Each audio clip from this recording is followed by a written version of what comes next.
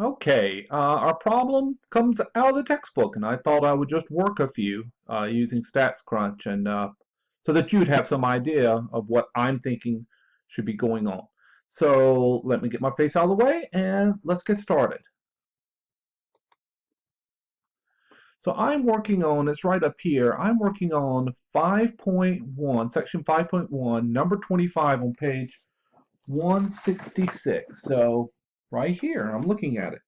And it says, consider the graph of the normal distribution in figure 5.14. And I have simulated that figure up here on your screen.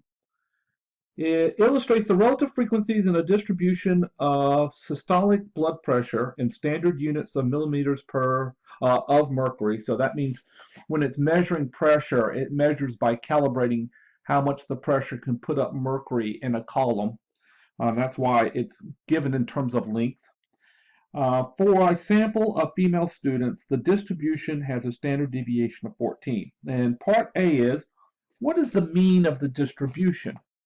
Well, this distribution is symmetric. And by the way, this is not drawn as a frequency distribution. This is drawn as a density distribution. So the shape is the same, but the information is in the area, not in the heights. But looking at this, when I have something that's approximately normal, um, the mode and the mean are one and the same. So where does this mode seem to occur, where most of these values are? Well, if you broke this down, there's 110, and then half of that's 115. So the answer seems to be, if we're doing textbook answers where things are rounded off nicely, I would say 115 is the answer here. So 115, that would be the mean. So I've got something that's approximately normal with a mean of 115 and a standard deviation of 14. And that's the properties of this curve. Okay? So, next question. Estimate, using area, the percentage of students whose blood pressure is less than 100. So the idea is in this distribution, the area, even for a relative frequency or frequency, the total distribution, you can use the total distribution and the total area and then some sub-portion of that area to estimate proportions. So the question is what portion is this area here of the whole area? Now, if we think of the whole area as 1, then the area given here will tell me that proportion. So what proportion is it? Well, if I start at 115, why that would be half. At 115 down would be half.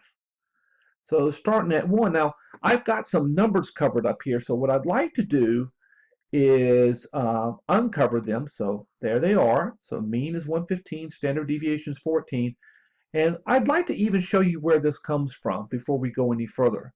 And it's out of StatsCrunch and it's useful. So I'm going to close this, and you have to remember to close it this way. So go up under Calculators, Normal. I think that's it. Yep. And it gives me the standard normal curve. So mean 0, standard deviation 1, but I want a mean of 115 and a standard deviation of 14. Compute. And we're going to ignore this probability calculator down here for right now. So from 115, we could say, okay, what is the area? What is the proportion? We can think of that big P as standing for proportion. What proportion of blood pressures are below 115?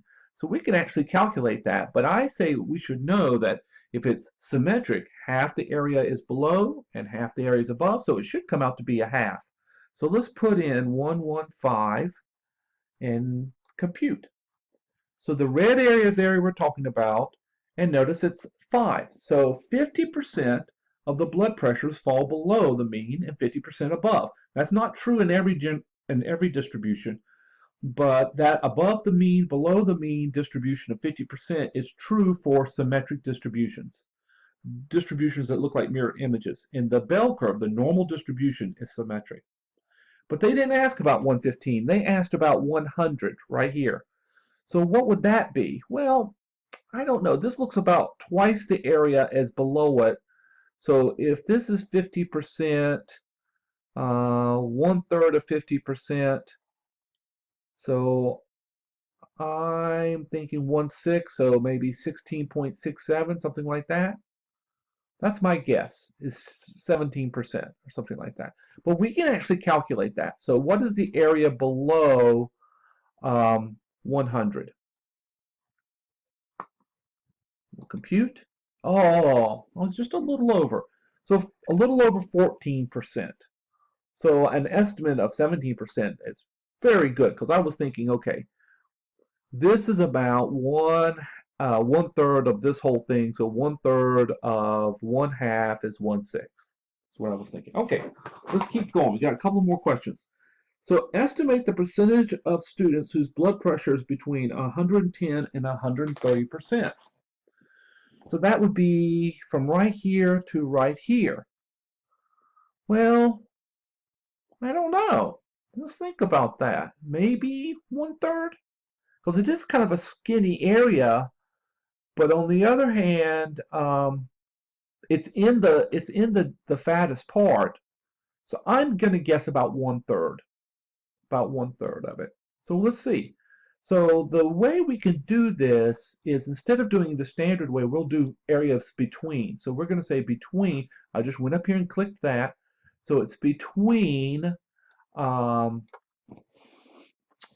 let's see, what was it? 110, 110, and blood pressure of 130.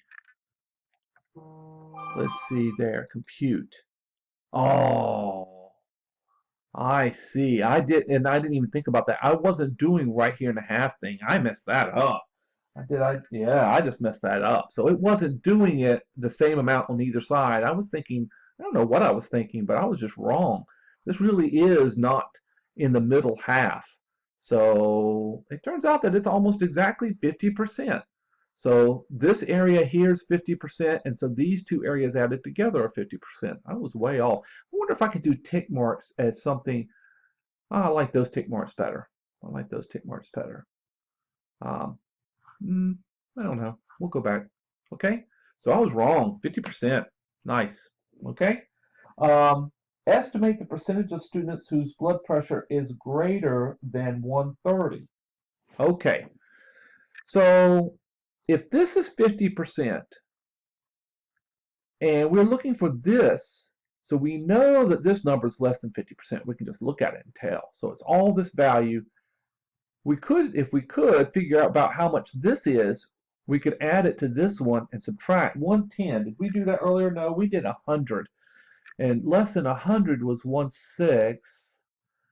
So plus 50, that's at least 2/3. I'm thinking 25%, maybe 25%. Let's take a look.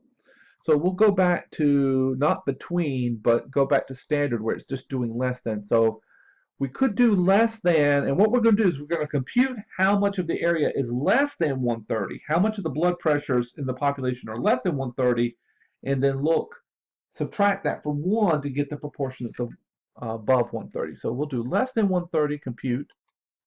Oh, I was off. So that's 86% is less than. So how much above? 14%. So 14%. Okay? All right, not bad, not bad. Now, could we have used the empirical rule on these and done a better job? Could I have used the empirical rules and done a better job? Well, let's think about this. The empirical rule says what? Let's do the betweens.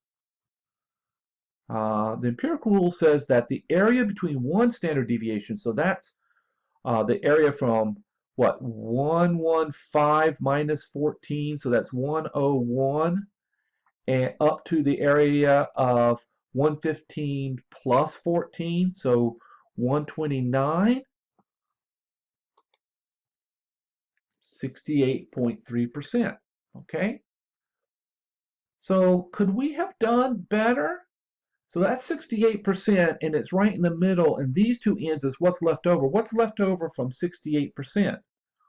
About 32%. a little less than 32%. Okay?